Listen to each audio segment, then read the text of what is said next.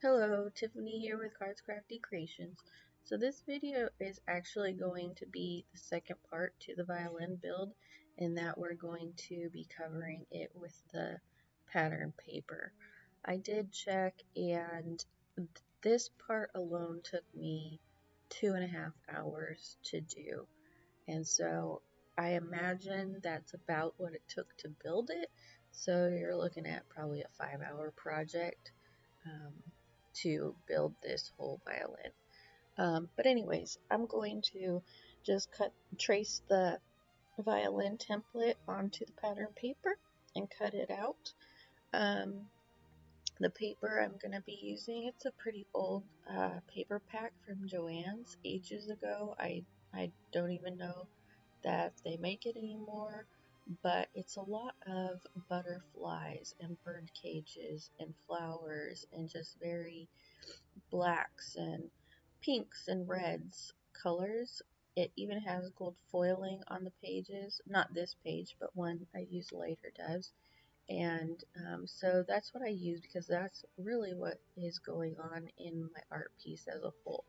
Very whimsical, fantasy, butterflies, uh, wildflowers, all things like that. So I thought this paper was very fitting to the rest of the project. So I'm just going to trace it and cut it out. Later on, you're going to see that I used Tim Holtz Distress Stain to distress the edges of the violin, which I'm going to do with practically every piece of the violin. It gives it a more vintage, grungy look. It also softens those edges more. Um, it kind of mutes down some of it, gives it more of just a more blended and soft look. Also, um, after I put the pattern paper on, and I do this with most every piece that I make that has dimension, is I take a sanding block and I sand all the edges. And what that does is that it breaks off the remaining edges that are hanging over. So even you can't exactly get everything lined up perfectly when you're messing with paper and chipboard. So there's sometimes these little tiny sliver edges, and so I like to sand those off. It's, when you cut paper, it leaves a hard edge, which is why we get paper cuts all the time. But by sanding it off, I'm cutting off that paper, but I'm also softening the edges of the paper. And so it's just going to give it a more finished look. And I do that with all of my pieces. So I think it's just an extra little step you do to just make it that much better when you're dealing with art pieces that are dimensional.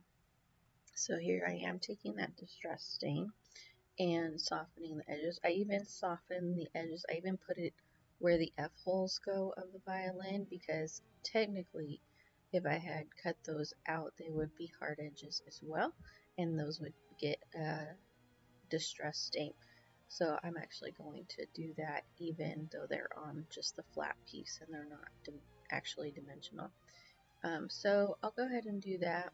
So the rest of the video is adding the strings, adding the tuning pegs, the tuning knob, all the parts of the violin, which I haven't played for a long time, so I've kind of forgotten all the names of the parts, but you'll see me doing that. When I'm doing the strings later on, you will see I do kind of I put one string on and I actually figure out how to do it again, and so I realized I had done it wrong, and so I take it off and redo it because I wanted it to be look like 4 separate strings, because that's really what it is on the violin. So I hope you enjoy the video. If you like what I'm doing, please like and subscribe. And like I said in the last video, if you're interested in building this yourself, I will gladly create the pattern and the instructions on how to do it. Just let me know in the comments if that's something you are interested in. So please stick around and enjoy the video.